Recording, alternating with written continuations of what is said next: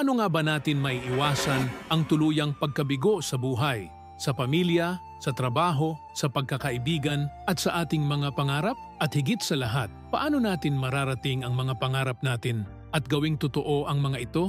Let's face it, hindi madali ang buhay. Araw-araw may pagsubok. Pero sa kabila nito, ang buhay ay maganda, may saysay at worth it kung marunong tayong mabuhay ng tama. Magsimula tayo sa pinaka-importanting bahagi ng ating buhay, ang ating pamilya. Madalas, hindi tayo nabibigo sa pamilya dahil sa kakulangan ng pagmamahal, kundi dahil nakakalimutan nating ipakita ito. Tumitigil tayong makinig, naghuhusga tayo, pinapalaki natin ang maliit na tampuhan. Pero ang totoo, ang pamilya ang unang tahanan natin. Ito ang ugat, ang pundasyon. Kaya para mapanatili ito, kailangan nating maglaan ng oras. Makinig mula sa puso, magsalita ng may kabaitan, be present, ipagdiwang ang maliliit na sandali. At kapag may hindi pagkakaunawaan, huwag hayaang manalo ang pride.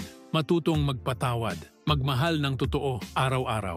Susunod, ang ating trabaho or career. Maraming nawawala ng direksyon, hindi dahil wala silang kakayahan, kundi dahil nawawala na ang passion o hindi na sila nag-grow. Para maiwasan ang pagkabigo sa career, never stop learning. Huwag makontento, magpakita ng inisyatiba, tanggapin ang pagkakamali, at palaging magpakita hindi lang physically, kundi may layunin. Hindi perfection ang susi sa tagumpay, kundi consistency at commitment. At tandaan, huwag isakripisyo ang kalusugan at pamilya para lang sa posisyon. Ang tunay na tagumpay ay may balanse. Pag-usapan naman natin ang pagkakaibigan. Sa bilis ng mundo ngayon, madaling makalimutan ang mga taong laging nandyan.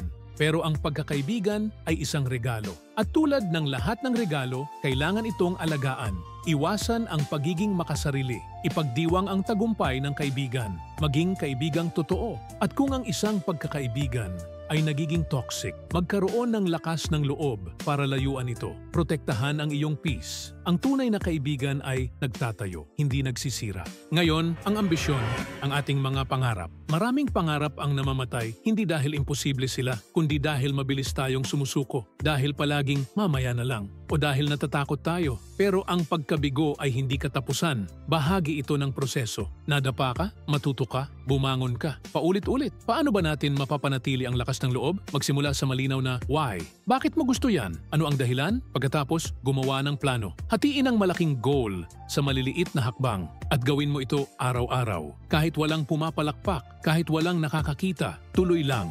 Habang tinutupad mo ang pangarap mo, manatili sa gratitude. Stay humble. Be kind. Ang buhay ay hindi karera. Isa itong paglalakbay. Kaya ano ang pinakamagandang gawin para maabot ang mga life goals mo? Ito, bumuo ka ng buhay na may disiplina, balanse at layunin. Gumising na may intensyon. Piliin ang paglago. Palibutan ang sarili ng mga taong naniniwala sa iyo. Magpahinga. At higit sa lahat, maniwala sa sarili mo kahit walang ibang naniniwala. Ang paglalakbay mo ay iyo. Hindi ito katulad ng sa iba. Pero worth it itong tahakin. Hindi mo kailangang maging perpekto para makaiwas sa pagkabigo. Ang kailangan mo lang, maging aware, maging consistent, at maging tapat sa sarili mo at sa ibang tao. Hayaan mong ang relasyon mo ay nakaugat sa respeto. Hayaan mong ang trabaho mo ay may layunin. Hayaan mong ang pagkakaibigan mo ay totoo at habulin mo ang pangarap mo na may tapang. Hindi ka narito para lang mabuhay. Narito ka para mabuhay ng may saysay, para umangat, para magbago, at para magningning.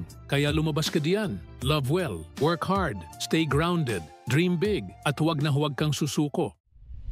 Subscribe for more moments of meaning. Like, share, and comment.